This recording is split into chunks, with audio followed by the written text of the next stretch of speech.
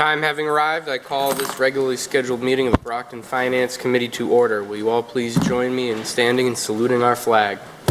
I pledge allegiance to the flag of the United States of America and to the republic for which it stands, one nation, under God, indivisible, with liberty and justice for all. Thank you. Mr. Clerk, The item ship number feels a one. little unbalanced. There's more weight on that side than this side, so can we?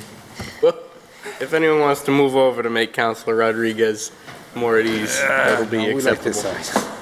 Item 1, we have the acceptance of the minutes of the April 7th, 2025 Finance Committee meeting. Accepted and placed on file. We have the reappointment of Jocelyn Meek of Brockton, Mass. to the Brockton Public Library Board of Trustees for a 3-year term ending in March 2028. Invited, Jocelyn Meek. Good evening, Ms. Meek. Councilors? Questions? Motion to recommend favorably back Second. to the full City Second. Council. Motion has been properly made and seconded. All in favor? The motion is confirmed. Thank you. Item 3, we have the reappointment of Margaret Moan of Brockton, Mass. to the Brockton Public Library Board of Trustees for a 3-year term ending in April 2028. Invited, Margaret Moan. Councilors, I received an email that Mrs. Moan was unable to attend tonight. Mr. Chairman, Councilor Farwell. both Margaret Moan and Ruby Clay are reappointments.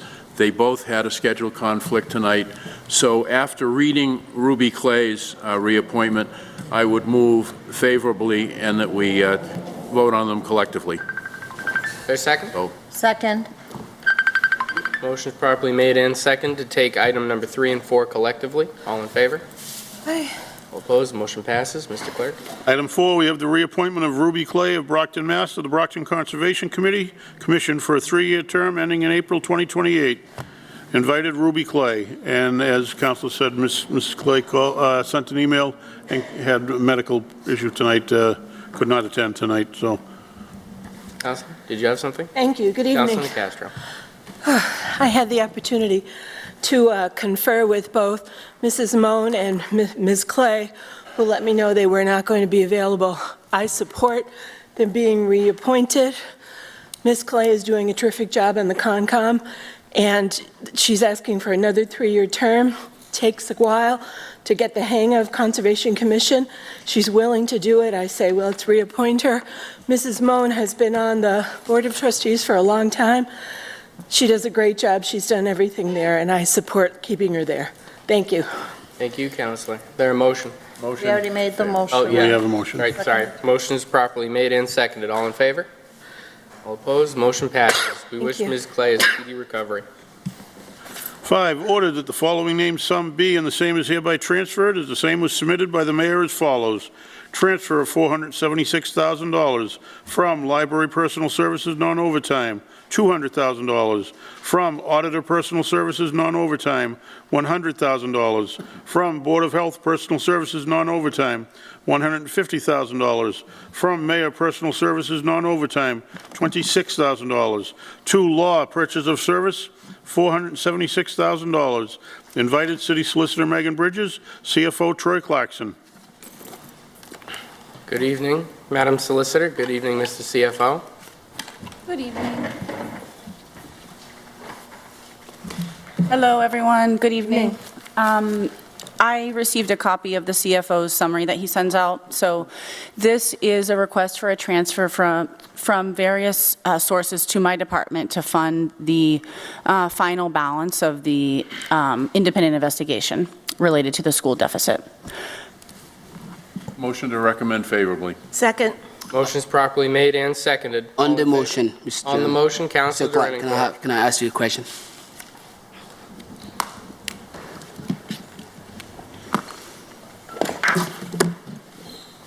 I mean, obviously, I'm in support of this in terms of like helping the law departments, but given the situation that we had with the library, obviously during the budget time, my question to you is that we're moving $200,000 from them. What impact do you think that will have in terms of the rest of the fiscal year? Transferring that $200,000. So for all of these transfers, Councilor, these are based on vacancies that exist in the department that that have remained unfilled, and so it will not impact the operations of any of these departments for the remainder of the fiscal So, I year. mean, based on your statement, right, so in terms of like pulling that money away, I mean, given the conversation that I do have with, some of the people that actually involved, whether they are trustees or employees and whatsoever, the West Branch obviously is having a lot of issues, and the East Branch, and obviously the central part of it. And obviously during the budget season, I made it clear that, I was not in favor of removing a penny from the library budget, and to the fact whereby the mayor and myself, we had a little situation in terms of the money that I wanted to see in the library budget. Fortunately, he was able to give me that money back for the library, but as we are approaching, to the end of the fiscal year and observing that $200,000, I'm somewhat uncomfortable, voting yes on that without having a conversation with Paul, given the fact that he's the guy in charge of the day-to-day activity with the library. And it's somewhat, complicated, given the fact that I 100% support the law departments, given the fact that they have a lot of stuff to deal with. So I will support this, but I will give, just so you know, I will give Paul a call myself to talk to him about this. And obviously, on record, you stated that this is based on vacancies, and I'll take your words for it, but I just want to acknowledge at least the people at home, can hear and understand why, I'm voting in favor of this. So in my view, and I said it before, as long as I am on this council, anything that will put the Brockton Public Library, in danger, I will do everything that I could possibly do to stop it. The reason I'm saying this is the fact that I know so many people are, depending on the library. And with that being said, removing a penny from the library budget will make me somewhat uneasy. So with that being said, I will leave it there, Mr. Chairman, and thank you, Mr. Clarkson, for your statement. Thank you, Councilor. The motion's been properly made to recommend this item favorably back to the full City Council. All in favor? All opposed? The motion passes. Thank you, Madam Solicitor. Thank you very Mr. much. CFO. Item 6, ordered that the City Council authorizes the acceptance and expenditure of the total grant funds in the amount of $92,000 from the Executive Office of Administration and Finance to the Department of Public Works. Invited DPW Commissioner Pat Hill, CFO Troy Clarkson. Good evening, Commissioner. Good evening, councilors. So we applied for this grant, this compact IT grant, to improve our GIS infrastructure, going out and actually physically locating assets in the field, whether they be water gates, sewer manholes, catch basins, fire hydrants, so that we have a better platform to give our guys when they're working out in the field. Fair enough. Councilors? Councilor Castro. Thank you. Good evening, Commissioner Hill. Good evening. Well, I reviewed the materials, and it was just a little bit confusing because it says it's for the Information Technology Department coming from the Community Compact Cabinet Infotech Grant. But then later on, it says it's going for your use for the GIS infrastructure. So historically, the IT department in the city has been in charge of the GIS platform, whether it be the licenses or the database that they have in a server at the high school.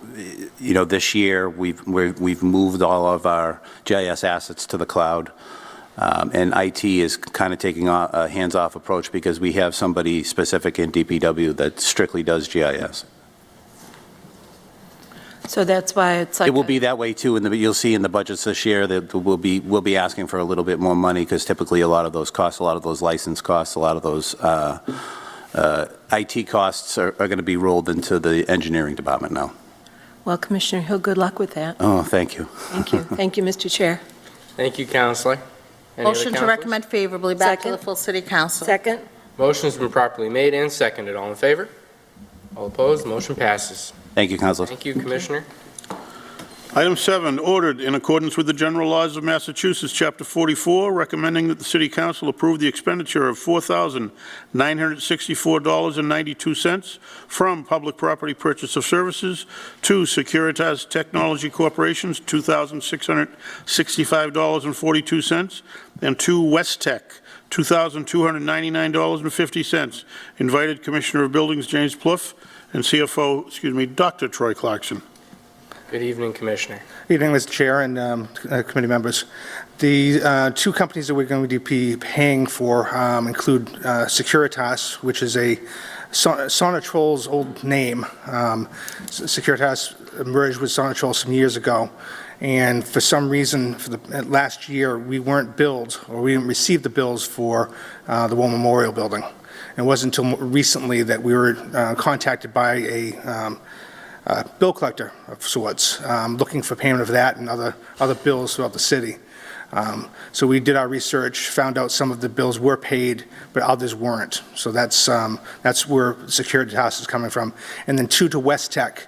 Back in June of last year, Madison Security, which was the company that we used for security here at City Hall, was absorbed by West Tech. And West Tech went bankrupt, or there was some kind of lien holder. So I believe Chase Bank or someone of that sort is looking for their funds. So at the time, when in June, when this occurred, we weren't made aware in our office that Madison was taken over by West Tech. It wasn't until our security guards weren't getting paid that we found out that no payroll was there, and that the company was absorbing Madison. We held on the request of the law office until they determined that the security guards were being paid to then start paying the bills again, at which time we ceased using that company. However, because two of the bills occurred the last 2 weeks of June, and by the time we started payments up again, the books have been closed for the prior year. We're looking for the last 2 weeks' payments for that, for Madison, or West Tech. Councilor Azak, followed by Councilor Castro. Thank you. Good evening, Commissioner. This is really a small amount, but the only thing that concerns me is when you say you didn't receive these bills, does this amount include late fees, penalty fees, or is this like a set, like, did somebody look at these bills to see what why we didn't receive them, or what we're actually, Yeah, so the amounts are straight amounts for what we're owed, no late fees or anything of that sort. And as far as why we never received them, we don't know. If they started doing electronic billing and never had our email address, or for whatever reason, I do not know. It wasn't until recent that I was made aware of this, and now I'm trying to correct it. Okay. Thank you, Mr. President. Thank you, Councilor. Councilor Azak. Castro. Sorry, Councilor Castro. Oof. I'm rusty. Mr. Plouffe, excuse me. 10 bills is a lot to miss. Now, I know you get a lot more bills than that, and it is spread over 2 fiscal years, but I'm surprised that whoever processes your bills didn't notice that you didn't get bills for these 2 items. Yes, and since this issue came up, we're doing corrective actions in the office. I'm suggesting that basically a paper calendar be held up on the desk. Say, okay, just like we do at home. We expect gas bills to come in, electric bills. We're going to have a list there of what bills we normally have coming in each month. And when you don't receive one, question it. Figure out why. Good idea. So that's worked upon in our office. I appreciate knowing you're addressing that. Thank you. Thank you. Thank you, Mr. Chair. Thank you, Councilor Nicastro. Councilor Farwell? Just an inquiry to the clerk. If we're paying FY24 invoices from FY25 funds, is the order worded that way, just so that we have a paper trail? Yeah, the order has that. The order does say that The order we're is to- satisfying FY24 obligations from FY25. Yeah, I believe so. I'll check that, but you would have come from Dr. Clarkson's office. The only other question I had for Mr. Plouffe is, or actually Mr. Clarkson, I thought there was a 3 or 4 week window after the close of the fiscal year that allows departments to, kind of collate any outstanding invoices and make sure they get processed. Has that changed, or do we still have a window of opportunity once June 30th hits for late invoices to come in and be processed? Yes, actually, and it's more than a few weeks. Normally, there's, I would say, at least 30 days before it's required that we finally close the books, in which you can submit bills for the prior year. Okay. And Mr. Clerk, is it in there? Actually, the order does not specifically, the attached paperwork does. I will check before you vote for a final vote next week to That's make sure fine. I Thank believe it's worded properly, but the expenditure is what you have to approve, Thank you. and the backup is specific to that. But I'll make sure before next Monday night. I appreciate it. Thank you, Mr. Chairman. Thank you, Counselor. Is there a motion? Motion to recommend favorably. Second. Second. Motion's been properly made and seconded. All in favor? All opposed? The motion passes. Thank you. Thank you. Thank you. You're not going anywhere yet, Commissioner. Item 8, ordered that the City Council authorizes the acceptance and expenditure of the total grant funds in the amount of $12,000 from National Environmental Health Association to Inspectional Services Department. Invited Commissioner of Buildings James Plouffe, CFO Dr. Troy Clarkson. Good evening again, Mr. Chair and committee members. I have with me Anthony Donegan, one of my sanitary inspectors. This grant is for the Retail Food Establishment Training Program, and I can have, with the permission of the chair, have Mr. Donegan discuss briefly what the grant program is for. Councilors, any objections? Seeing none. Mr. Donegan, good evening. Good evening, members of the council, Mr. Clerk. This is a grant. The idea on the grant came when we were at a training seminar back in, what was it, the end of 2023. We learned that these grant funds were available through the Food and Drug Administration. So I decided to go ahead and apply to see if we could get the funding, and it turns out we did. And I think that the main purpose of it is to really enhance our retail food safety. So restaurants, stores, nursing homes, anybody who serves food to the public. We obviously need to continue improving to make sure that our food safety is as good as anywhere or better. So that's what the big picture, what the money is earmarked for. Thank you. Councilors, Councilor Azak, followed by Councilor Castro. Thank you, Mr. Chairman. Good evening, Commissioner, Mr. Donegan. So is this training for our inspectors or for the businesses? Yes, it's one? for both inspectors and businesses. Oh, it's for both? It's something that'll evolve over time, but yes, it's to help us work with retail food establishments, and it's also to help us train so that we can be better at that job. So I'm figuring food trucks would be included in this as well? Any retail food establishment, Okay. yes, Counselor. And how are you going to get the word out to businesses that they can participate? Like, is it part of Well, again, we would do that in the context of our working with the different establishments, so that if we go in, for example, and do an inspection, and someone fails for any number of reasons, this is going to help us help them to overcome those problems. Perfect.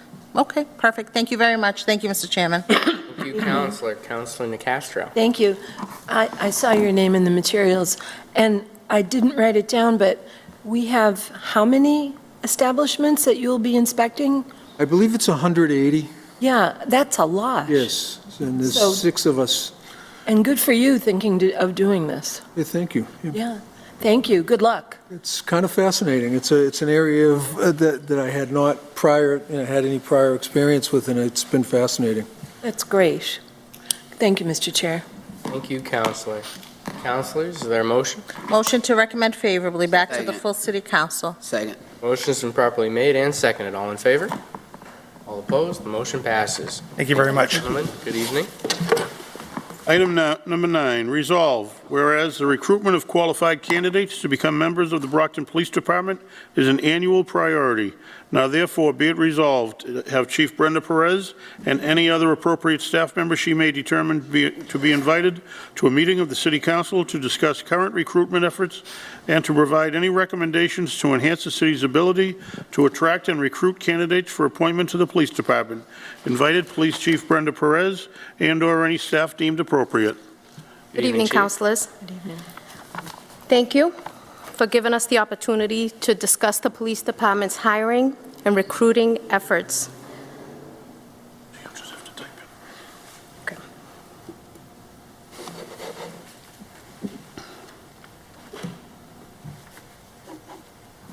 Okay. To discuss the department's recruiting and hiring efforts over the last several years. As you all know, we've had many conversations and discussions regarding recruiting and hiring. Over the last 3 years, recruiting has been a challenge, not only for Brockton, but across the Commonwealth and the nation. Prior to Sergeant Amaral discussing the hiring process and the challenges we faced, I'd like to give you all a snapshot of the status of our workforce. In 2023, we had 177 out of 206 sworn officers. Were authorized 206. We ended the year with 181. We had that year over 1,200 approximate shifts of overtime, and about 400 of those were forced. We have 4 long-term deployments for military. That's either 3 months or more. A lot of them over 400 days. And we've had over 27 people injured on duty. That's 23% of the workforce not available to work. The Brockton Police Department answers approximately that year 99,000 calls for service, of which 80 of those are 911 calls. In 2024, we ended the year with 181 sworn officers.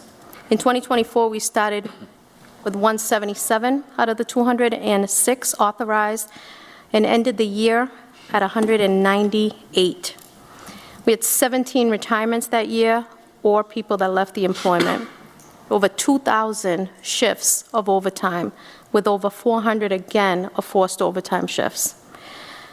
7 military deployments and 26 injured on duties, with 25% of the workforce not available to work. Again, we answered approximately 98,000 calls for service, and about 75 of those were 911 calls, emergency calls. 2025, we're currently at 181.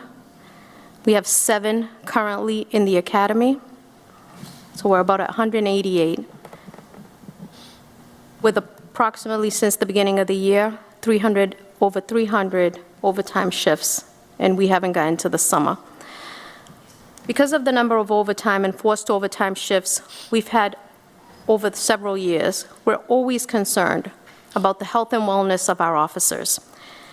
And so it has been important to my team and I to do everything we can to hire personnel to include exploring lateral transfers, which we did, which is my understanding we haven't done in over 25 years. And Sergeant Amaral is going to talk to you all about what it is that we've done to try to bring people in and try to bring our authorized numbers up to 206. Thank you. Back in late 2023, summer of 2023, the chief decided that we would put all our efforts into recruitment, hiring. That is where we decided to do try and hire laterals. We reached out statewide, asked anyone who was any civil service member, police officer who was interested in joining the Brockton Police Department. We got 13 officers to respond saying that they were interested. Of those 13 officers, we then asked, would your chiefs allow you to come to Brockton PD? 10 of those chiefs said no. So we had 3 chiefs who authorized their personnel to come to Brockton. Of those 3 officers, we decided not to offer one of those officers a position. We did give one of those officers a position, but later on that officer decided to go back to their original department, and the last officer withdrew from consideration, with residency being one of the issues. The other thing we decided to do in 2023 is we were looking to hire 30 officers. For that, we took 7 full-time police officers and we dedicated them to doing backgrounds. We called civil service and they gave us a list of 728 names. Of those 728 names, there was about 147 that came to sign the list showing their interest. Of those, only 58 were qualified for residency preference. The way that civil service defines a residency preference is they have to live within the city for 1 year prior to the exam, and the other 89 people did not qualify. Of those 147 people, we ended up giving out 31 conditional offers of employment. 22 of those candidates that we gave conditionals to did fit residency preference, meaning 9 did not. But of those 9, 6 had already lived in Brockton, but for less than the year. There were only 2 people from that 89, from those 89 candidates that did not fit residency preference that were actually willing to move into Brockton. Of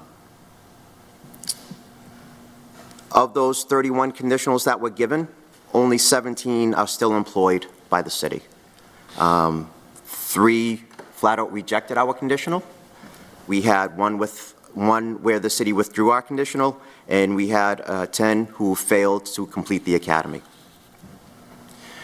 With that issue in mind, in the summer of last year, we reached out to civil service and spoke with civil service about recruiting, and they did provide us, we did provide them with a couple of our officers so that we could promote taking the test and joining the Brockton Police Force. And we do have 2 officers, videos of officers who were on civil service social media promoting civil service.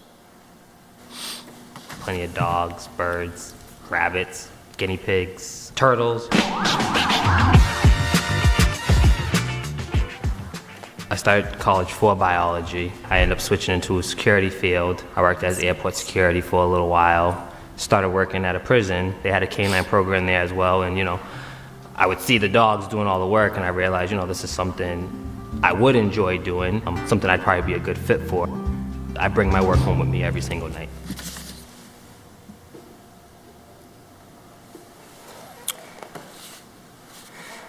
In August of last year, we called for civil service for another list. We were looking for another 25 vacancies. That list is still open. We are expected to close that list the end of next month. I will say that of those 25 vacancies, we have 146 people who fit the residency preference. Of those 146 people, 72 of those people came to sign the list, so we are still conducting their backgrounds and going through the process with those 72 people. Another mechanism that we are using for hiring is our cadet program. Brockton PD started the cadet program in 2021, and since that time we have hired 11 cadets. Of those 11 cadets, 6 have already become police officers or are in the process of becoming police officers. 2 of them are still employed as cadets at the Brockton Police Department. They have not yet qualified to become officers, and 3 have decided to leave the cadet program and leave the department itself. Now, late in 2024, a bill was passed and signed by the governor of Massachusetts, and it updated civil service. And one thing that civil service is doing, and we are trying to keep up with this, is civil service is redefining the term residency.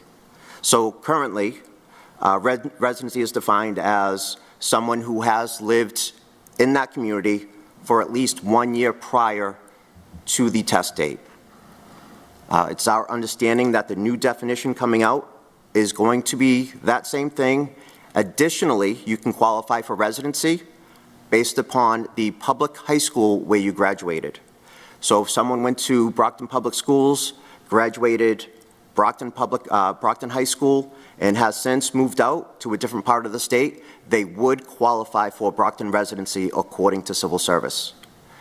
Part of the issue that we have had with laterals, with recruiting non-residents, is the residency ordinance. Some people are just not willing to come to the city, or I shouldn't say that, willing to uproot their family and relocate once they've already been situated somewhere else. Thank you. Councilors, Councilor Farwell, followed by Councilor Rodriguez and Azak. Thank you, Mr. Chairman. I filed this because I know that it's an ongoing challenge to recruit highly qualified people for the police department. And I know one of the issues has been residency. The school committee recently settled the school police contract, and there were some very, very lucrative pay increases given out. I'm sure Mr. Claxon is aware of it. But one of the things they did was very interesting. They wiped out all residency. You do not have to live in the city of Brockton anymore to be recruited, appointed, and employed as a school police officer for the school department. Meanwhile, the chief and the sergeant are struggling with residency.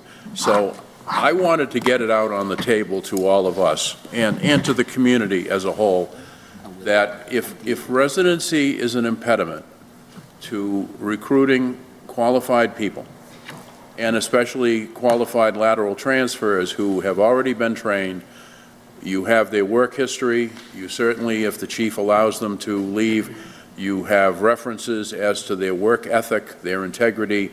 It just seems a disservice to the city as a whole if we hold on to residency for the police department, but the school police can live anywhere they want and be employed here. The other thing that happened is that there were some very lucrative, when I said lucrative, pay increases. One school police officer alone received a $46,000 retroactive pay check for 6 months.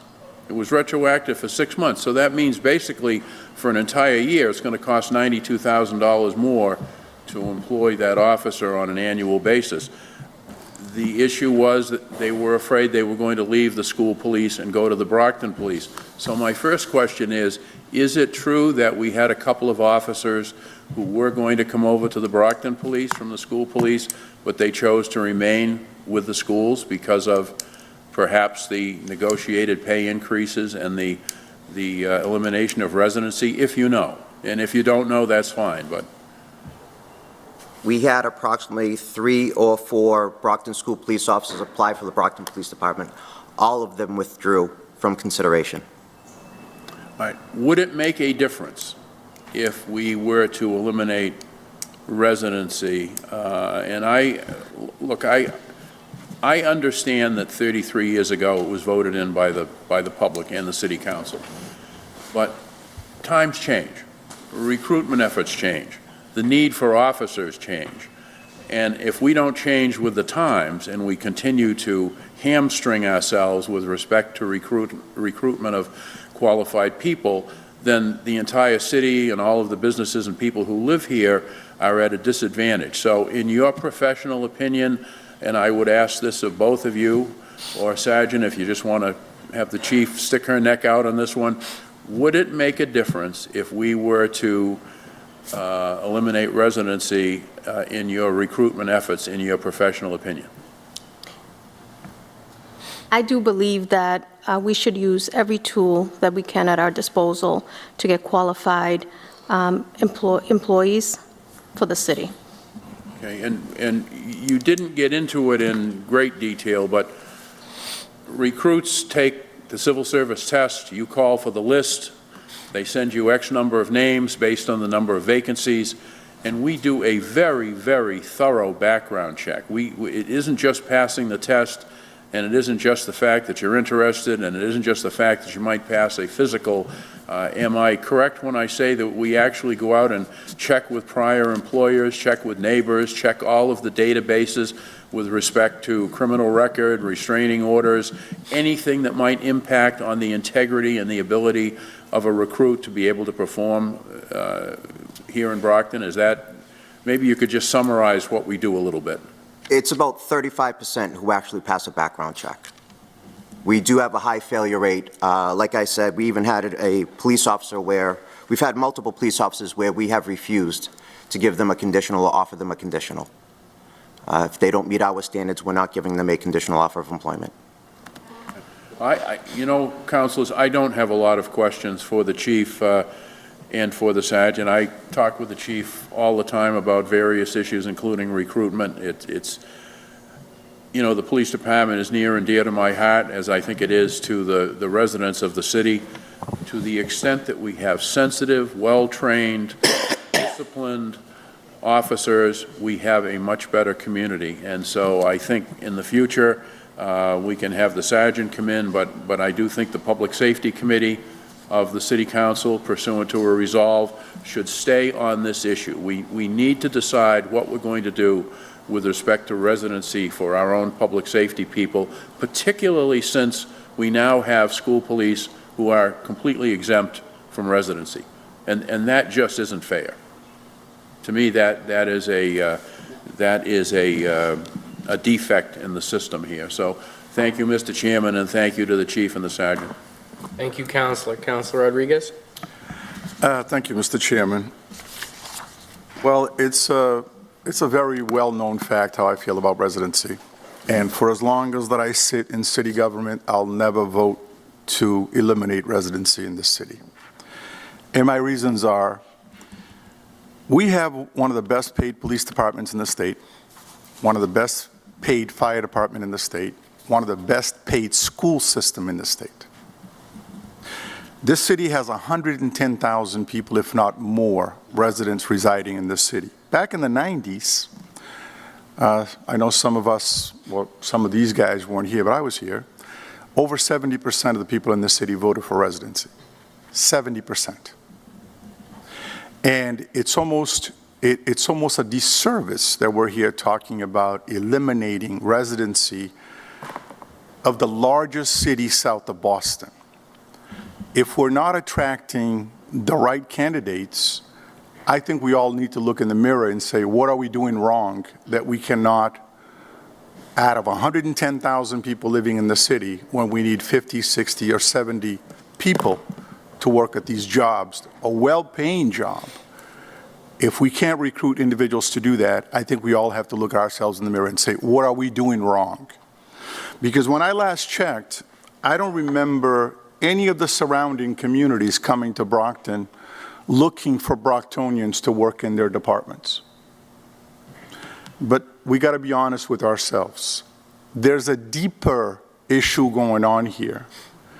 In my understanding is that a lot of our retirees or people who are engaged in these kinds of work, both in public safety or in the schools, have now moved their residency to the surrounding communities. They have children and relatives that would want to be employed by the city of Brockton, but not willing to live with us in the city of Brockton. That is what's going on. It's not because we're so concerned about, you know, we're not getting enough people to come in and apply. No, it's that a lot of the people who are involved in this system wants people, their people, to be employed at one of the highest paying city in this Commonwealth. We're not the wealthiest community by any stretch of the imagination, but yet we are one of the highest paying folks in this community. So, as I said, you're not going to get a vote from me to wipe out residency unless the voters decide to do that. We put it to the voters, and if the voters decide they're no longer interested in residency, I'll do the will of the voters. But for me to initiate it, it's not going to happen. I don't honestly think that we're not doing a very good job in recruiting, to be honest with you. I work in a social service agency. Once in a while, I'll get an email from the fire department saying, hey, there's a test coming up. That's not good enough. You know, you're dealing with people who come from different places. They don't know exactly how this system works. We got to do a better job in communicating across the different communities that we deal with in order to get the right people involved in this particular thing. And I don't think we are doing a good job, because it's impossible for a city of 110,000 people that we don't have 100, 200, or 300 people taking the test for these very lucrative jobs. Are we talking about the fact that we've got decent paid police officers, firefighters, and school personnel when we're doing the recruiting with these individuals? I don't know if that's actually taking place, but we got to do a little bit more to get our own, because when I last checked, I don't remember these other communities coming into Brockton looking for Brocktonians to work in the Bridgewaters or in Easton, in the Whitmans of the world and some of these other communities. So why is it that all of a sudden we're going to lax our rules to take Bridgewater folks and Easton folks when they couldn't care less about what goes on in this city as far as the rest of us is concerned? Now, I have a question for you, Chief, and you said that back in 2023 there were 27 people injured on duty, Yes. and then in 24 there was 26. That, in my calculations, it's around 13% of your force. Why do we have so many officers injured on duty? I mean, we don't hear about it. I mean, it's not like, is it minor injury? It's major injuries? What are we doing to prevent I'm associated with the Patriots. I work at the stadium, and often you hear if there's so many injuries in the players, we got to do something, in preparation or in doing some things to keep the athletic department moving a little bit more to prevent some of these injuries. Why are we subjecting the department to 13% of its workforce, of its force, on injured duty on a yearly basis? So we often have to deal with people that are uncooperative, and so things happen. Some of them are minor injuries, and some of them are long-term injury, broken arm for one of our officers, wrist for one of our officers. So it's really just the nature of the job. We are constantly training our officers in a variety of different areas. How does that compare to some of the other cities of about the same size as we are? I have not looked at that statistical data. But I think It's we something should. I would I think we have to look should, into. because if they're dealing with the same types of population that we're dealing with, and they're not having these high numbers as we are, we must be doing something wrong. And I'm not saying that the officers are doing something wrong, but I'm talking about we as a city itself is doing something wrong. And I think we need to put in some preventive issues, some retraining, some of the, whatever we need to do to kind of lower those numbers down, because, I mean, to me, when I look at 27 officers injured on the job, that's a lot out of 190 plus personnel. So please look into that and find out exactly how we are doing compared to some of the other communities that are, that we equate to, so that we have at least a sense of what to do about this, because that to me is a problem. It needs to be addressed somewhat. Thank you, Chief. Thank you, Mr. Chairman. Thank you, Counselor. Counselor Azak, followed by Counselor Griffin. Thank you, Mr. Chairman. Good evening, Chief and Good evening. Sergeant. So this is a lot of information. I know you've been telling us for years, and I've heard from other officers, this is a problem that we have. I'm a combination of my colleagues. I'm a huge supporter of residency. I believe, residents should have priority for these jobs, as well as hiring from within. I'm really big about hiring from within. But at the same time, if we have a problem, in finding residents to fill these jobs, we should be, we give waivers, exemptions all the time. I mean, the mayor, we give them. So why not help you from the start to be able to get candidates in? So I wasn't aware of what Councilor Farwell stated, that some of the school police, they don't have the residency issue. So I wasn't aware of that. Thank you, Councilor. I didn't know that information. But I think if it's available to them, it should be available to the full force. I think that's not fair.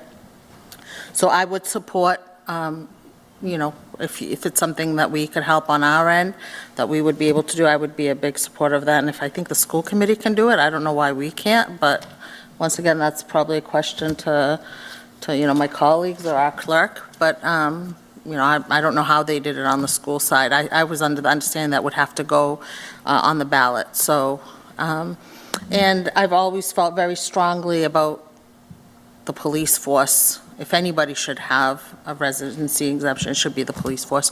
I spoke with a police officer maybe 30 years ago, and they explained to me the reason, how difficult it is to live in the city and work in law enforcement, because, you show you're at the supermarket, you're bound to it's a difficult situation, so that's why I think if any department should have an exemption, it should be the police department, so I'm a supporter of that.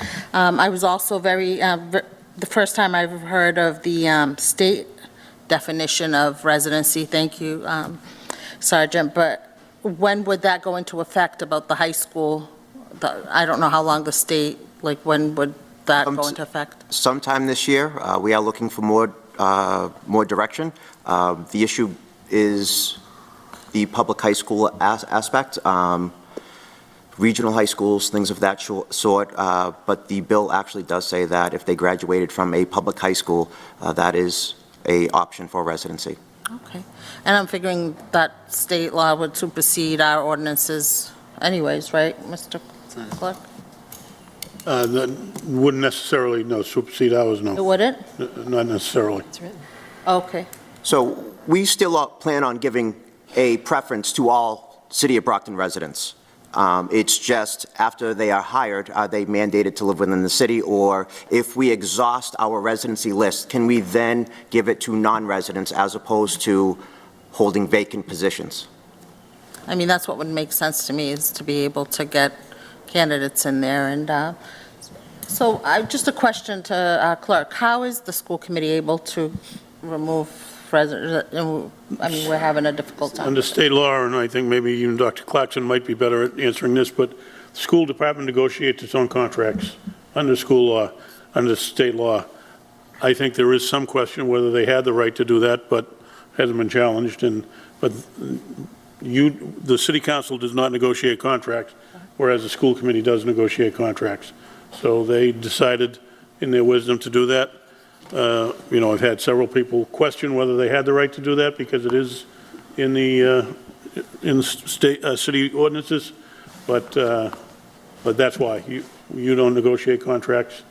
And again, at this time, most people are not bound by the residency. Most unions, and the union contract does take precedent over the city ordinance. Most unions in the city have negotiated out after 7 years, I believe, is the lowest of any union. After 7 years, you were able to move out. But to get a job, you have 1 year to move into the city, and you sign a piece of paper saying if you take the job, you sign a piece of paper saying you will move in. In effect, the terminology in the city ordinance is by not moving in by the date of the anniversary of your first year, you are self-terminating. You're admitting that you're terminating your employment. Now, again, do then people come in? Sometimes the mayor can request on behalf of an employee to this council for an exemption, but those are individual, and you can't take the job based on, you can't give the exemption before the mayor were to request it for somebody. So if they're talking with somebody who's interested in taking it, they have to sign a piece of paper that they will move in within a year to the city of Brockton.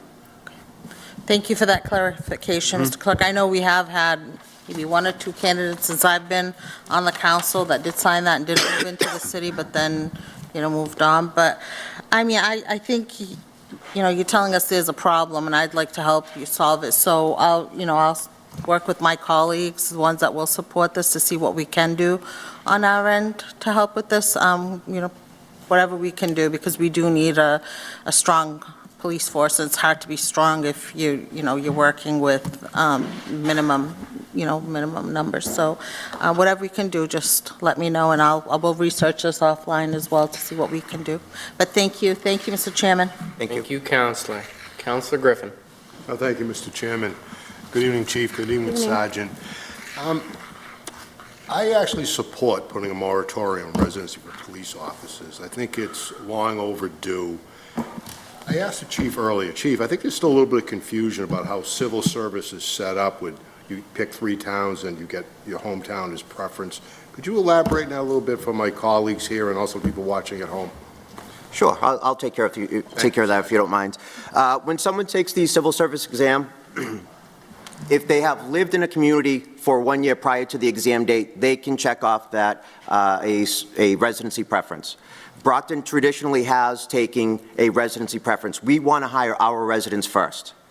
That's why we do the residency preference, we do the cadets, even our cadets need a residency, require residency. So we want those first.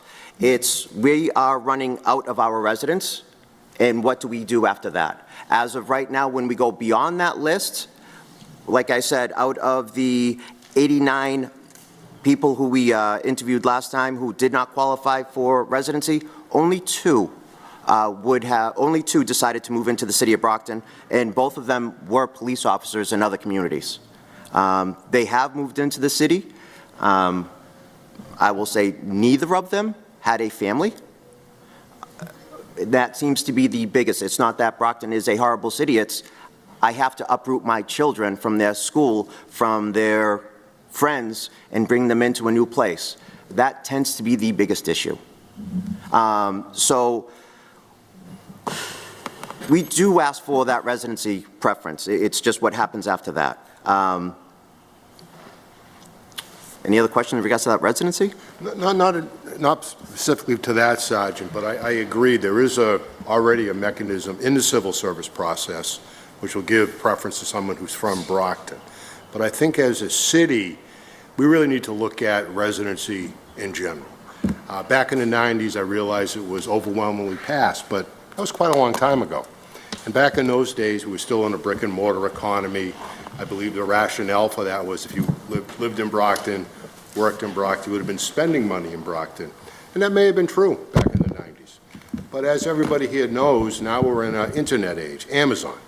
So wherever you live, you're probably not going to be spending a lot of your money with the remaining brick and mortar businesses. You're going to be buying stuff, again, through Amazon and online. So that part of the argument, I think, has really gone south. The problem we're running into, I think, now, recruiting, I know I work for a law enforcement agency also, we're also dealing with the stigmas put around law enforcement now, the hatred you see out on social media of it. So that's also adversely affecting the recruitment. So I think as a city, anything we can do to lower any type of barriers to bring in competent, professional police officers to our city, we're really doing ourselves a disservice by really mandating residency. I don't think we really get much for that. And I know I'm going to be calling a hearing soon in the public safety to address this, and I'd like to see the city maybe put a moratorium on it for 3 to 5 years so you can get your numbers up. But I think when we heard tonight, the civil service, there still is a mechanism in that any Brockton resident is still going to get preference, but we're not going to be icing out other people we could bring here because they can't or just unable to move here for a myriad of reasons. So I fully support putting a moratorium on this. I just have one other question about the schools, the regulation of you went to Brockton Public Schools, that would constitute residency. How about you attend the Cardinal Spellman High School, a private school in Brockton? Would that person be afforded the same? It would not. It's specific to public schools. Strictly public schools? Okay. Correct. Thank you, Sergeant. Well, thank you very much, Sergeant. Thank you, Chief, and I look for further discussion on this matter with both of you. Thank you. Thank you, Mr. Chairman. Thank you, Councillor. Councillor DeRenoncourt, followed by Councillor Nicastro. Thank you, Mr. Chairman, Chief, Sergeant.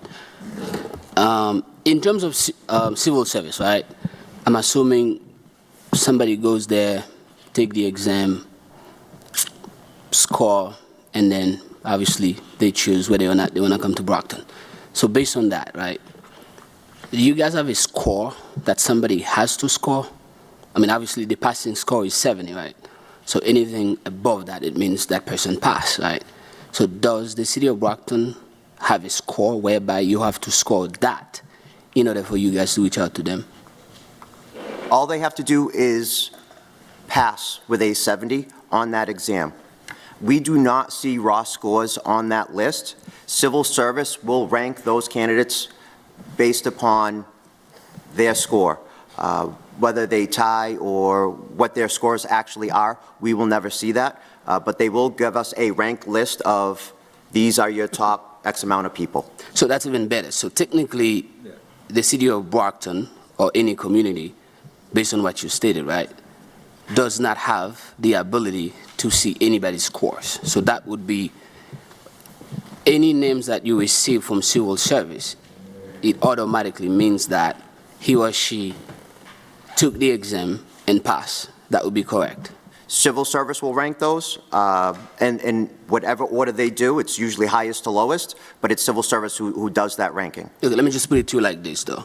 Let's forget about rank. So any names that come on your list, you automatically know that this is somebody who took the exam and passed. Other than that, you wouldn't have that name on your list. Correct. And when you receive that list, you or anybody else take the time to go through every single name on that list. Is that correct? Over the past 2 lists, we have gone through every single resident's name. Can you give me Yes. a date on that over the past 2 lists? What is the date? 2020 to 2025? What is it? End of August 2023, 2023. we went through all of the residents. To present. Correct. Okay. So, on record, right? On record, you stated that from 2023, let me just put it to you like this, though, even better. Do you have a month that you started in 2023? We called for the list in August of 2023. Good. So, from August 2023 to present, any names that comes across the Brockton PD list, because earlier you said you still have the end of this month, which that being said, this is April 2020, this is April 22nd. Is April 30 days or 31 days? Okay, so technically you got 8 more days to go before you exhaust that list. So from now on until... I apologize. No, we have until the end of May to exhaust that list. Okay, even better. So we'll leave it there. So let's just put May, what is May? 30 days, 31 days? 31st, right? May 31st. You got from 2023 to present. 31.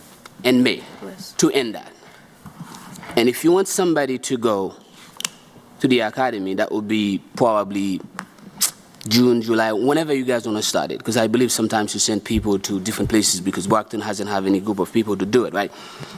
You would have to do it ahead of time to do the background check, which I'm assuming will take some time.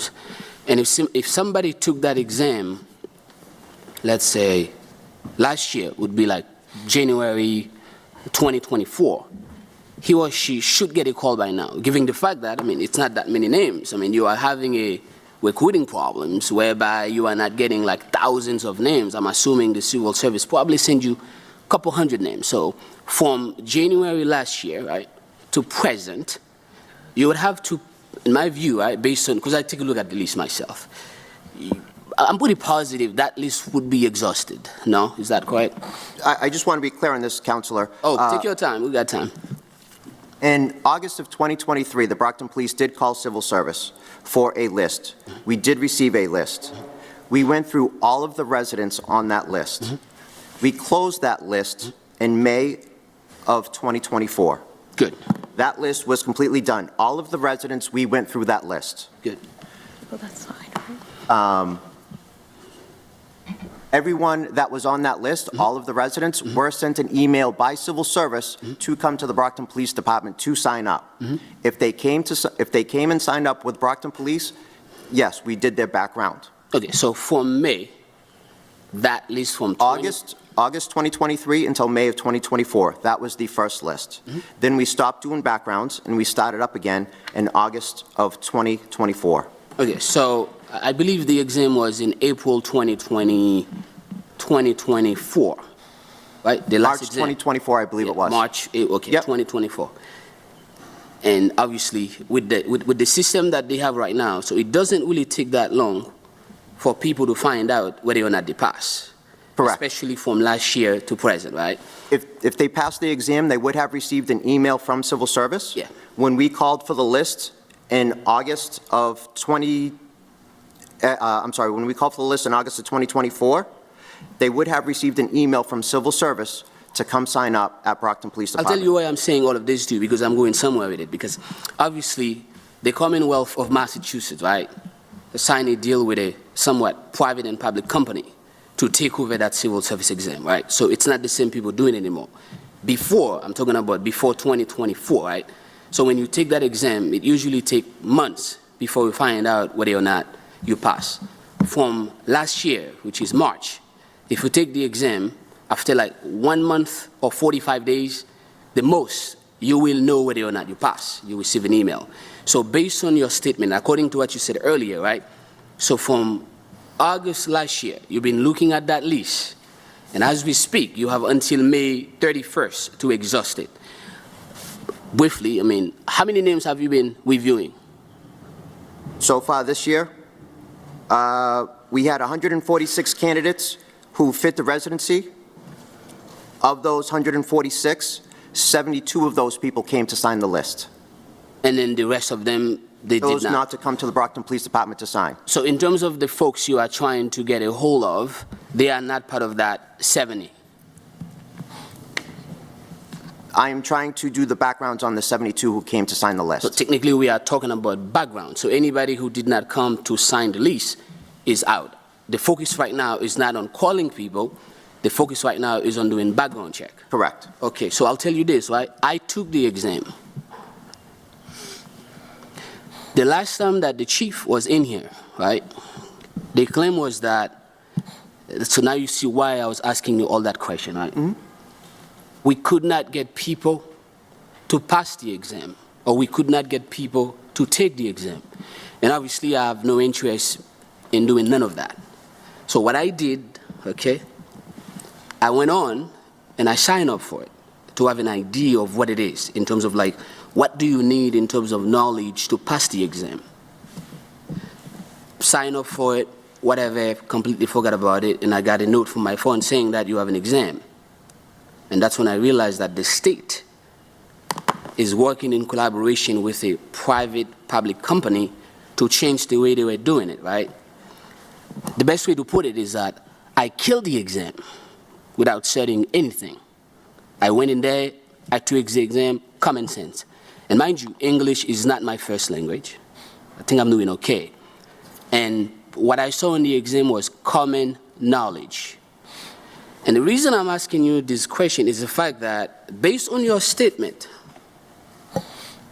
you called or emailed every single person that was on the list. And that's a lie. No, I'm going to, because you know why? I called every single person that came to sign to Brockton. Counselor, did you come and sign the list? No, well, listen to this, right? I'll tell you. We're going somewhere with this. It's going to be even better. So here's what happened, right? To justify that, because I knew this moment was going to come in here, in terms of residency, and I just want to put it to you, I am 100% against residency. We'll talk about this in a few minutes, but let me just go with the test.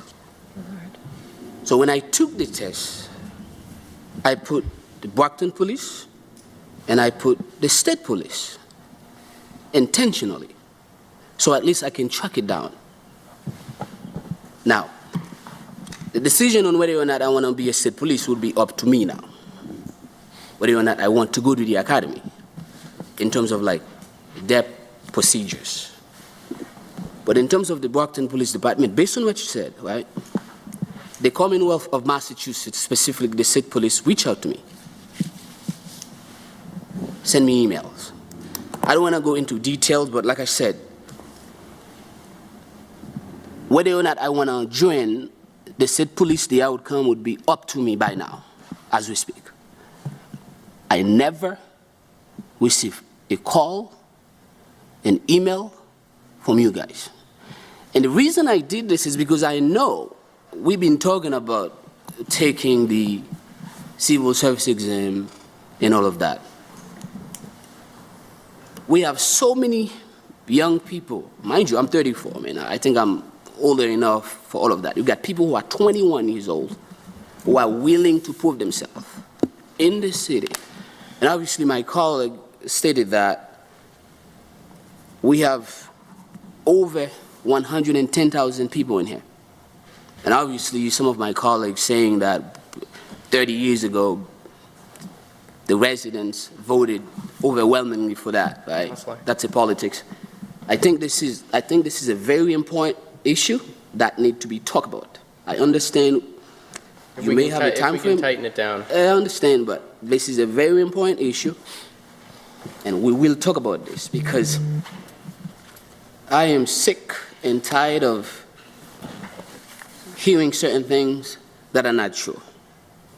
Let me just Counselor, I just have a with- question. Did you come sign the list at Brockton Police Department? Well, how would you do that if you never receive an email or a That text email from does nobody? not come from the Brockton Well, Police never Department. did. I'm just telling you, That never email did. comes from Civil Service. Listen to this, right? I'm just telling you what happened with this state police, right? I will never- look into it for you, I never- Counselor. what?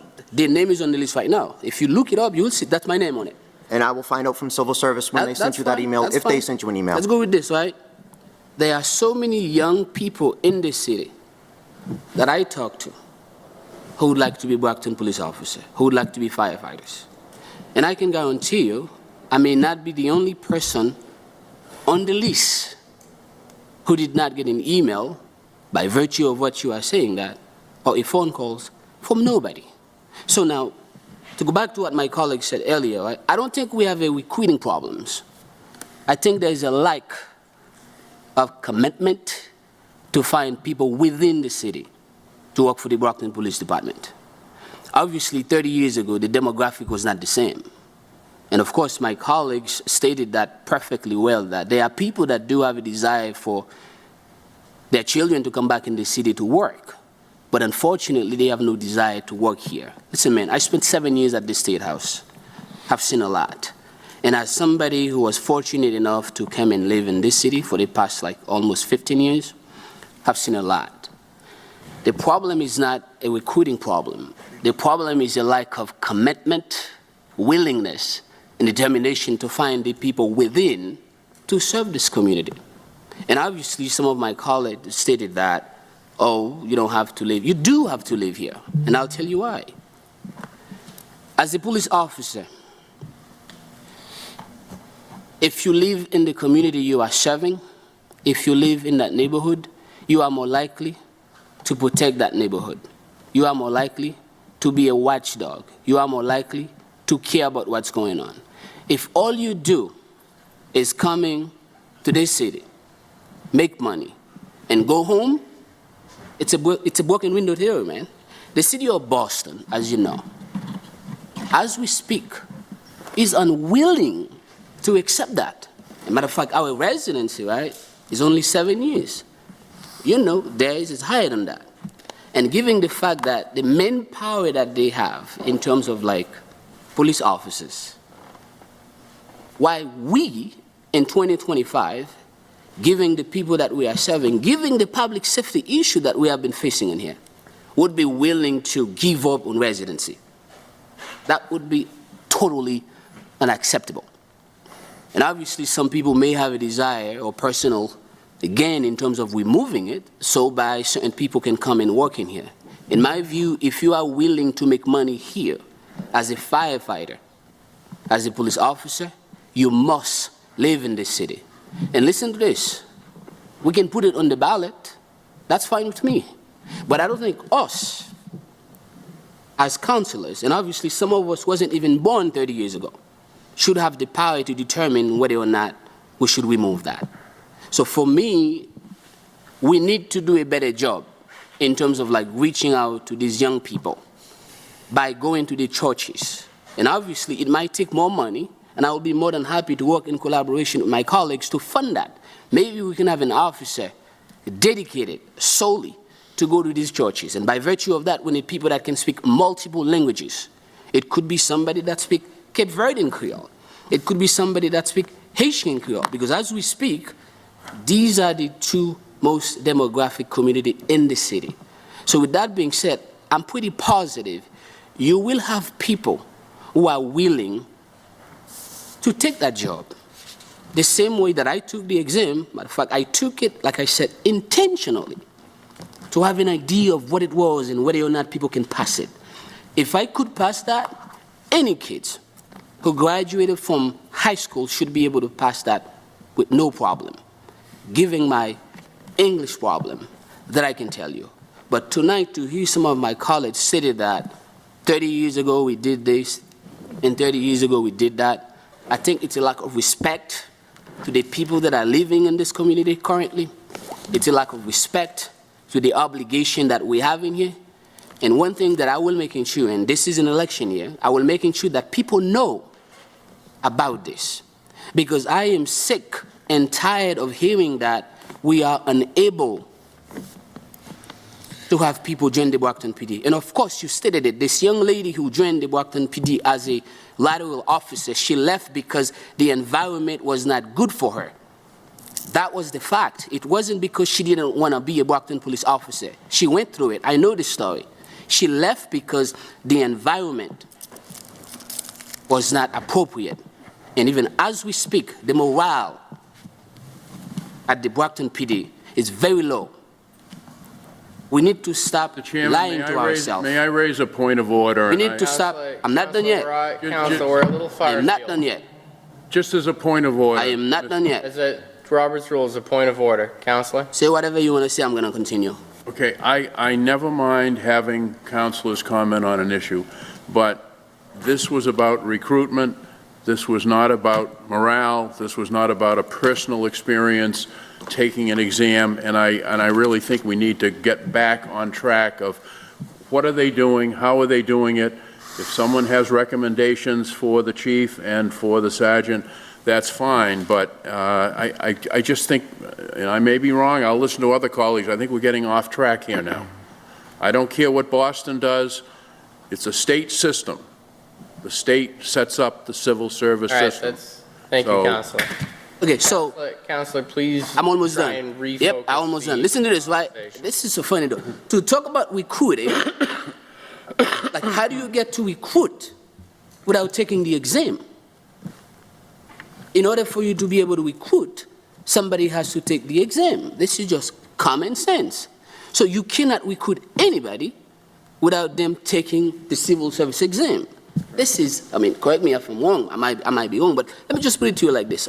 Each of us up here was elected. Chairman, can I have a point of information to my colleague? Point of information, Councilor Griffin. The city does not administer the civil service exam. It's done by the state.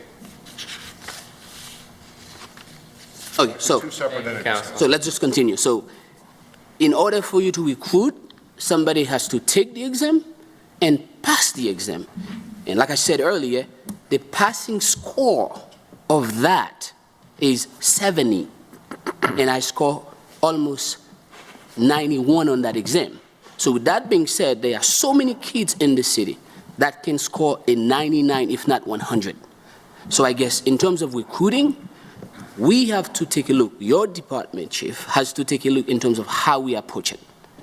And like I said, I am sick and tired of people saying that we are unable to recruit. And again, like I said, I took this exam right after the chief came up here saying that we had a recruiting problem. So I know it's a lot, and I'm going to leave it there. As long as I am here and elected in the city, I will never support removing residency. Mr. Thank you, Chairman, Councilor. I'll leave it there. Councilor Nicastro, followed by Councilor Minicello. Thank you. I'm not sure I have anything to add. Thank you, Councilor. But I will say this. I moved here in 1990 when I married my husband, and at that time, economic development was dead and there was a water ban. And in 1995, I did vote for residency because I felt that people who live here would do a better job of protecting their neighborhoods. In 2012, when Linda Belzati was the mayor, the Department of Revenue audited the city at her suggestion or her request, and one of their suggestions was to remove residency because the city was steadily growing, and that at that point the DOR felt we needed the best employees regardless of where they lived. And I'm sure that is still the case in many departments, including yours, and that's why when exemptions come in front of us, we usually grant them. I will say that in my 8 years of serving the city, I won't get calls on all kinds of important items before the council, but I always get calls from Ward 4 residents about residency, saying they're opposed to lifting it. The city has changed since the 1990s when I first lived here. But I want to do what I can to help you, because as the chief and I have discussed, most of my residents don't call the police unless they need the police to come.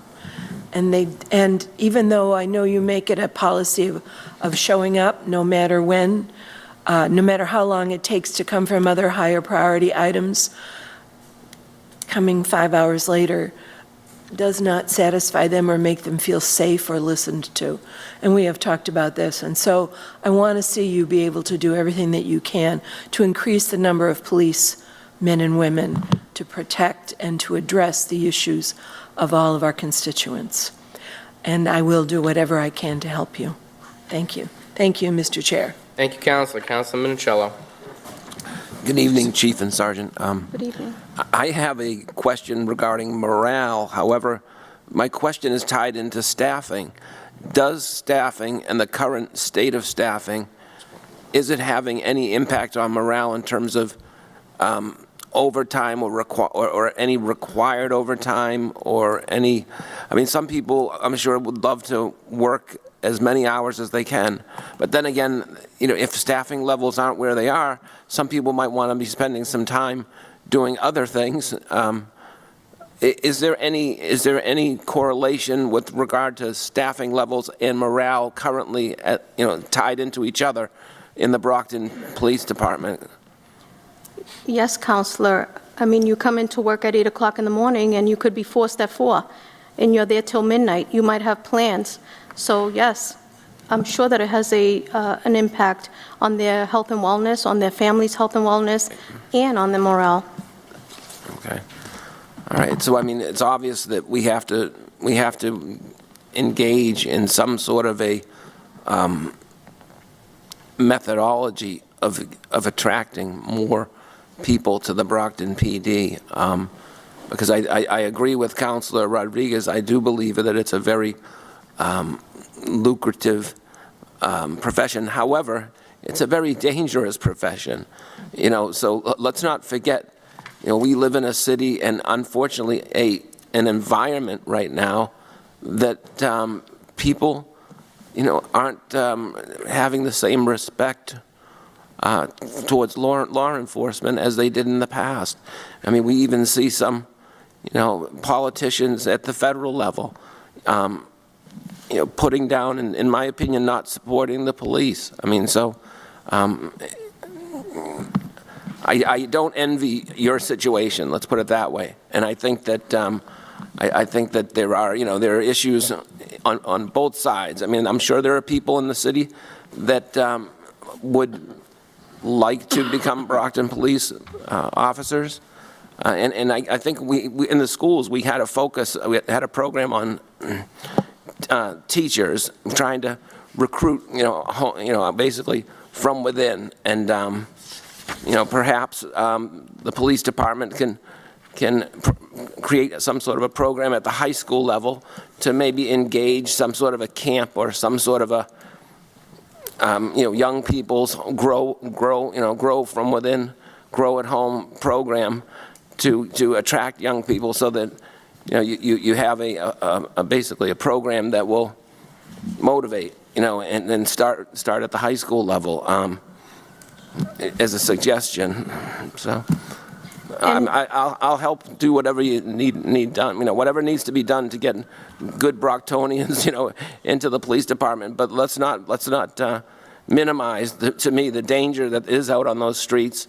You know, so when people say, well, you know, it's a very lucrative job, yeah, it's a very dangerous job too. You know, a very dangerous job. Especially these times. You know, so. And Counselor, to that end, that's why we have the junior cadet program in the summer, our youth academy programs in the spring and fall, to act as a feeder program to that cadet program. Our cadet program has, I believe, been incredibly successful in being a feeder program to the Brockton Police Department. Is there any way we can amp it up, or any that we can try to improve on it? Or, I mean, everyone in this council chamber certainly would be supportive of whatever needs to be done to do that. So maybe we can brainstorm a little bit together and figure out, you know, some unique ways. But I appreciate your answer, and you know, again, I figured that there's a lot of people, because of our staffing levels, that might want a little time off and unfortunately have to do another shift based on necessity. So, thank you. Thank you very much. Thank you, Counselor. Counselor Texera. Thank you, Mr. Chair. Thank you, Chief. Thank you, Sergeant. Good evening. My question is, the fire department has a problem recruit, as you know. Why the police department has a problem recruit? Because on the fire department, I think they're well established, but, it seems just the police department that's having this problem, not the fire department. Well, I think it's just throughout the Commonwealth and nationally, police are having a difficult time when it comes to recruiting and hiring. I know another municipality in the city that was down just a couple months ago, 60 officers. So this is not a just Brockton issue. This is a police, just in general, issue where it's broader in that it is Commonwealth, it is the nationally, there is a recruiting issue. So it's on the police side, not on the fire side. We need to come together, especially to do what's best for the residents of the city. And if we need to think outside the box, we're going to have to. And to make sure you have enough men and women that will protect the city. And you can count on me, whatever I need to do, to make sure our city is protected. But we got to think about Brockton first. Appreciate that. Thank you, Chief. Thank you, Sergeant. Thank you, Mr. Chair. Thank you, Counselor. Motion to recommend That is favorably. everybody. Is Counselor Motion. Farrell, I think you wanted to say something in closing? I just want Or to is close it- this out by saying thank you for coming in. Before you begin, there is a motion that was No, made. it wasn't seconded or anything, so I'll wait Okay. till. I want to thank you for coming in. I do want to say to colleagues, to the public, I respect the vote that occurred on residency, but we are leaders of this community. We have a problem. We have to recruit qualified people. We're not having success.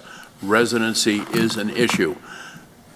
We send our children to school to have their minds developed, and yet the entire professional certified staff in the schools, in charge of our most precious resource, they don't have to live in the city. But we expect a police officer to live in the city and his or her spouse and small children. We send them out on the street to drug raids. We send them to calls where they could be shot at. We send them to court to testify against people, and then we sit back and say, well, you should walk among the community you live in, even though your family may be at risk because it's residency. Sometimes we have to do the right thing and not pander to the public. Sometimes we have to say, perhaps we need to do a course correction, and we have to address the issues that are in front of us. So, to all of the men and women on the police department, you take your life in your hands every day. Society has changed. This city has changed.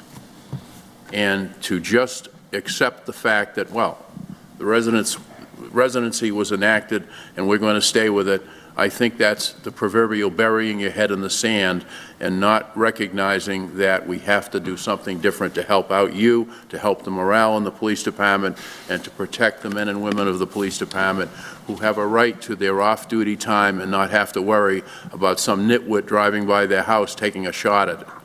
So if I feel passionate about this, I've worn the uniform. No one here has. It's now 10 times, 100 times more dangerous than when I was out there. So let's support the police. Let's take a look at what we do. And the last thing I'm going to say, and I don't mind if it offends people. Most of you know I'm sometimes famous for that. We're raising a generation of people who expect to be spoon-fed. If you want to be a cop, if you want to take the exam, if you want to be appointed to the police department, then follow the advertisements that are in the newspaper. Follow the social media pages that are put up by the police department. Every time something happens and we don't have people sufficient to fill positions, I hear, well, we don't do enough outreach. If you want to be a cop, you better have an inquisitive mind. You better be ready to act when you need to take that exam and put yourself in the line of possible appointment. Thank you. Motion to recommend favorably back to the full city council. Second? Motion's been properly made and seconded. On that motion. On the motion, Councilor Rodriguez. Well, Mr. Chairman, I don't want us to leave this meeting here tonight thinking that because some of us might be anti-wiping out the residency, that we're not supportive of the police. That's the furthest from the truth. No one in this council, it's not because somebody wore the uniform or didn't wear the uniform that we support or we don't support. No one in this council supports the Brockton Police Department more than I do. Plain and simple. I advocate for equipment. I talk to the chief about why don't you do more of this. If you're looking for 20, hire 30. If you're looking for 5 cars, get 10 cars, and basically to support the police department. The issue at hand here is not whether or not we support the department or we do not support the department. It's about us doing a little bit better of a job to get the young people that live in this community to basically be involved in this community by becoming a police officer. Perhaps what we need to do, instead of 5 or 6 cadets, we might have to bring that up to 20 cadets. And perhaps you can get 10 of those cadets to become police officers in the future. But Councilor Farwell, you and I agree on a lot of things here, and we got to remember one thing. The bill payers in this community are the taxpayers that voted on this. And since the bill payers decided 30 years ago to do this, I think it's only fair that we go back to the bill payers and ask them, are you okay with this? That it should not be a decision made by half of us or a quarter of the body up here. I think we owe it to the taxpayers to go back to the taxpayers since they paid the bill, and we tend to forget that. It's not, again, it's almost insulting to say that some of us don't support the police because that's not the issue at hand here. It's not about supporting the police, because some of us supported beyond sitting in this body or beyond speaking in favor of the police while we're sitting here. A lot of us do it, behind closed doors when it needs to be done, and we'll continue to do that. Thank you, Mr. Chair. Thank you, Councilor. This is again, a resolve about the police department's recruitment efforts. This is not, the motion's been properly made and seconded. You have something on the motion? Yeah, on the motion. All right. Chief, obviously, I respect you. It. And of course, Sergeant, thank you for your service. And obviously, since I've been elected, whether it was 2017 to 2020 or present, I have always supporting the Brockton Police Department, and that will never change. So the discussion tonight is not on whether or not we like the police. I am 100% in favor of whatever you are willing to do to make sure that your men and women are being protected out there. So I just want to make this crystal clear. The discussion is not on whether or not, like my colleagues stated, like the Brockton PD, because some of my colleagues may want to twist it. I just want to clarify that. The discussion is how do we recruit more people within this community? That's all I'm in favor of. And obviously, if we have to expand, I'll be more than happy to do so. But I want our people, I want our taxpayer to be able to have access to that. That's all. And at the end of the day, our taxpayer pay the bills, including those of us who are getting paid up here. So I didn't want to leave here tonight for people to assuming that I'm not in favor of it. I am always in favor of the fire, always in favor of the police, and that will never change. But how do we work together to reach out to those young people and let them know that, hey, you can do that? Believe me, some people may be willing to do it, but they don't know. A little bit of effort can change the outcome. And I hope the next time that we have this conversation, you can tell me X, Y, and Z went to those places, this is the outcome. That's all. And when it's come down to money, and obviously we know that money can be a problem, I believe every single one of us would be more than happy to vote in favor to increase your budget in support of bringing people to serve our community. I'll leave it there. Thank you, Councilor. There's a motion properly made and seconded. All in favor? Aye. All opposed? The motion passes. Good night, thank you. Thank you, Thank Chief. you. Thank you, Sergeant. Item 10, be it resolved by the Brockton City Council to invite Troy Clarkson, Chief Financial Officer, and Dr. Troy Clarkson and Dr. Priya Tahiliani, Superintendent of the Brockton School Department, to appear before the Finance Committee to discuss and provide an update on the current status of the transportation budget and general update for the Transportation Department, postponed at the March 17th, 2025 Finance meeting. Invited CFO Troy Clarkson, Superintendent of the Schools, Priya Tahiliani. Councilors, we've had a request to postpone this matter. Councilor Rodriguez? Well, it looks like we're going to postpone it again. Colleagues, I just wanted to share with you that the school department is in the process of hiring a new transportation director. They have began the interviewing process. I think 3 councilors are supposed to be on it, but only one went to represent us. Yeah.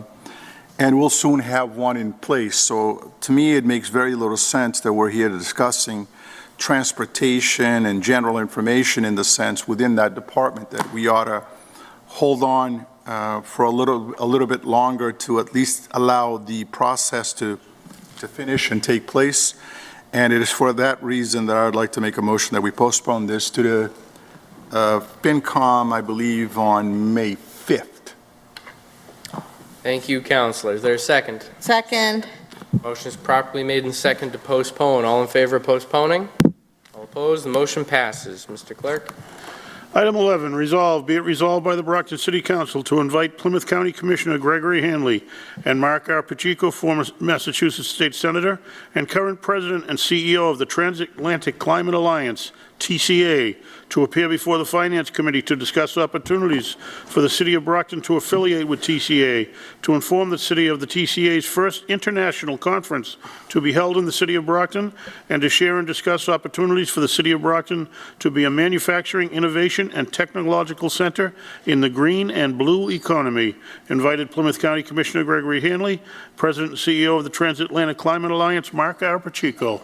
Senator, Commissioner, good evening. Thank you for sticking with us.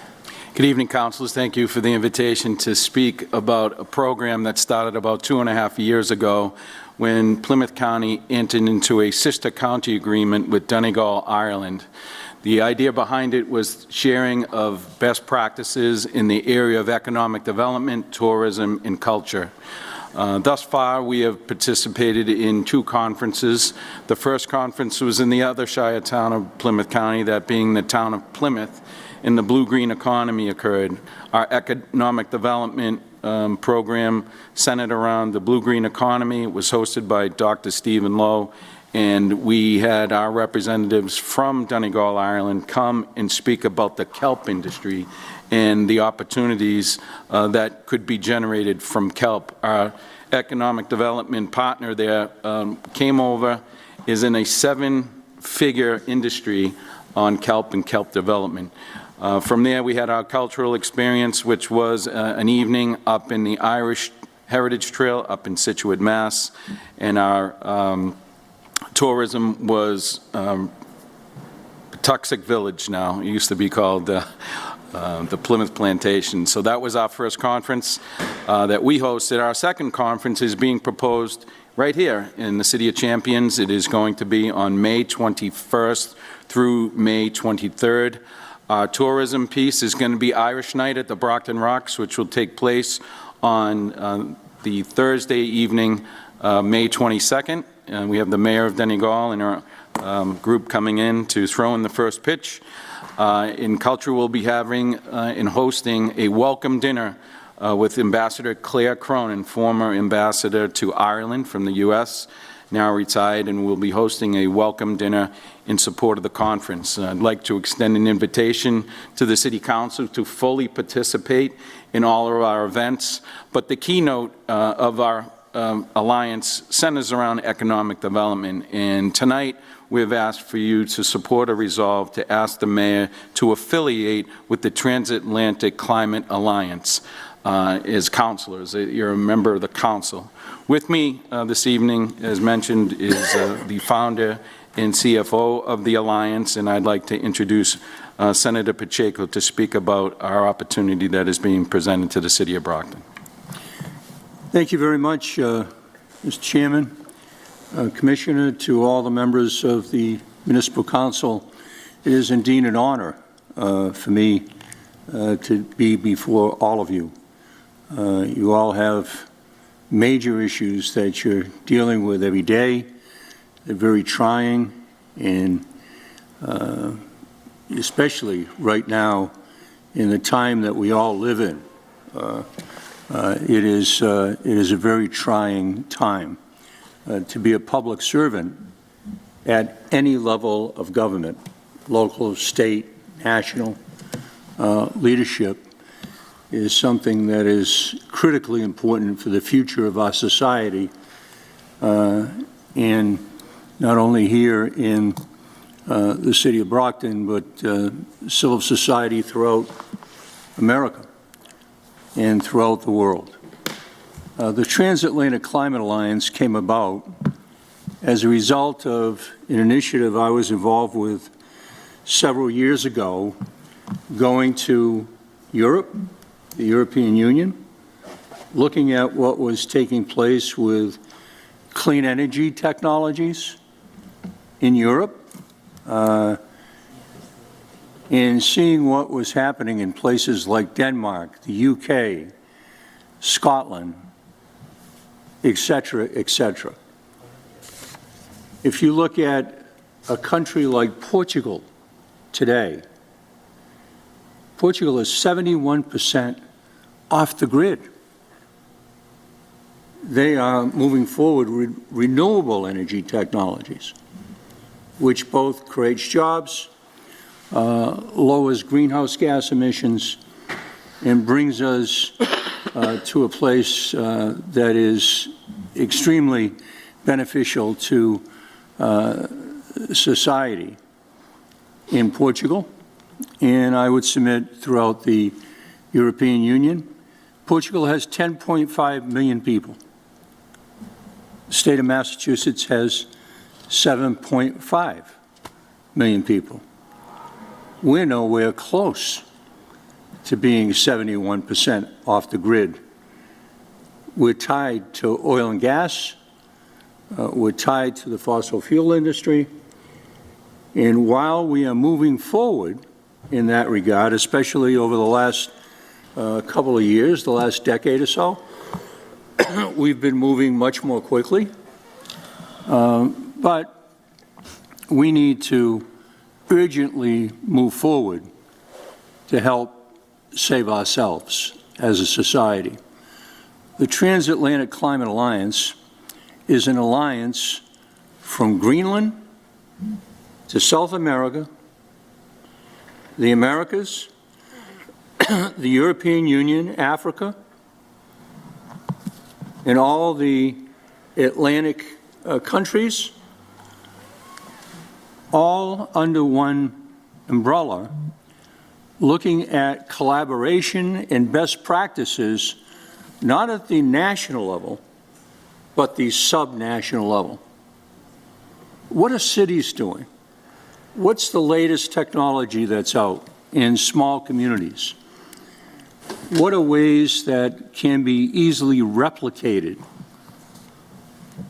so that we can have better outcomes in terms of the cost of energy for people that we all represent, and also bringing down greenhouse gas emissions or the toxins that are in our air. That's what the idea of the organization is all about. We formally kicked it off in May of last year on the island of Terceira in the middle of the Azores, and we did so because that island and Ponta Delgada as well, on St. Michael, were actually doing unbelievable work with geothermal technology. Much of their energy comes from geothermal technology. I was out in Dublin just before that to speak about anaerobic digestion technology and the work that the Irish are doing in that particular area. And the list goes on, whether you're talking about wind or solar or geothermal or the thing that I wish all of us would do a lot more about, and that's the built environment. It's energy efficiency. 80% of the built environment that we will have in 2050 is already here. It's already here. We have to reinvest in that built environment and cut the waste out of the system and make sure that we are focusing on being as energy efficient as possible. And as the Commissioner was talking about, in addition to the benefits with bringing greenhouse gas emissions down, the benefits of creating green jobs for the future, the benefits also exist with trade. They also exist with relationships between what's happening in Europe and here in America, the relationships that we have with the higher education institutions in Massachusetts and other higher education institutions in Europe and throughout the world. It's critical that we do far more with those relationships to build a much more vibrant, clean tech economy as we're moving forward. I was just on the phone 2 days ago with the head person for the Massachusetts CEC, the Office of Clean Energy Technology here in the Commonwealth of Massachusetts. We were talking about ways in which collaboration can be a big part of what's happening with new clean energies technologies that are being deployed. In cities like the City of Champions here, and so many others throughout the world, can lead at the local level and make sure that other communities have the opportunity that they should have if there's good local leadership. So the idea here is it doesn't cost a penny to collaborate, just bringing people together.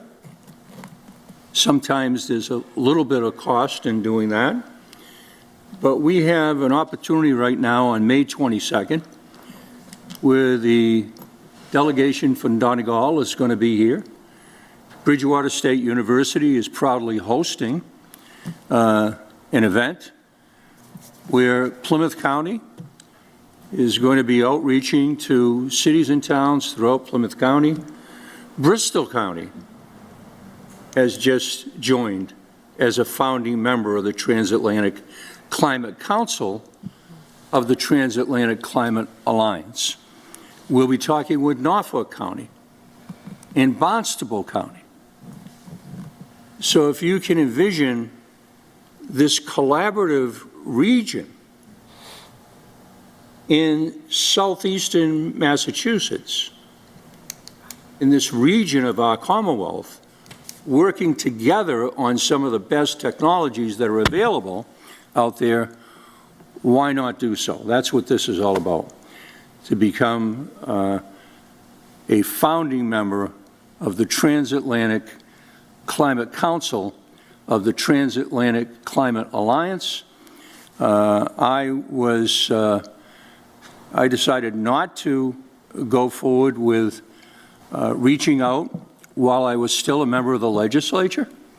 I did not want to have any conflicts between my reaching out and talking about this issue until I was totally out of any power around the state budget.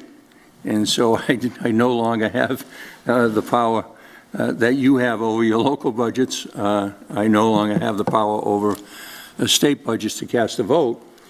But I do have the power to advocate about, especially with subnational leadership, the state of Massachusetts itself, and cities and towns within Massachusetts, New England, and throughout that entire region I'm talking about. The city of Lowell has already signed up. The city of Cascais, Portugal. Look up Cascais. It's one of the cutting-edge cities in the world when we talk about clean energy technology. When you look at board members that are from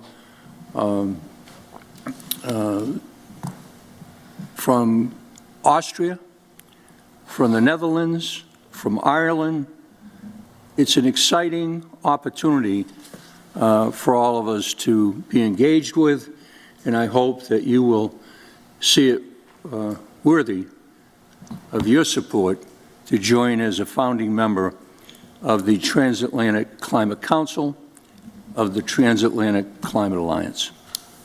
Thank you, Mr. Chair. Thank you. Commissioner, thank you. Councilors? A question, Councilor Castro? Yes. Okay. Good evening, and thank you for being here, for waiting it out through our Finance Committee business. I'm wondering, it's a great idea, and the United States has been so backwards in addressing these kinds of issues. Are you discouraged by what's happening in Washington as to these issues? I'm from Scranton, Pennsylvania, the capital of anthracite coal. I know a lot about the burning of it, and I know it's bad, and it's killed a lot of my relatives. What are you doing to offset that in these Trump years? Well, as many of us remember, there was another time period when then President Trump was in office as President of the United States. And one of the first things that he chose to do was to remove us from the Paris Agreement. That's right.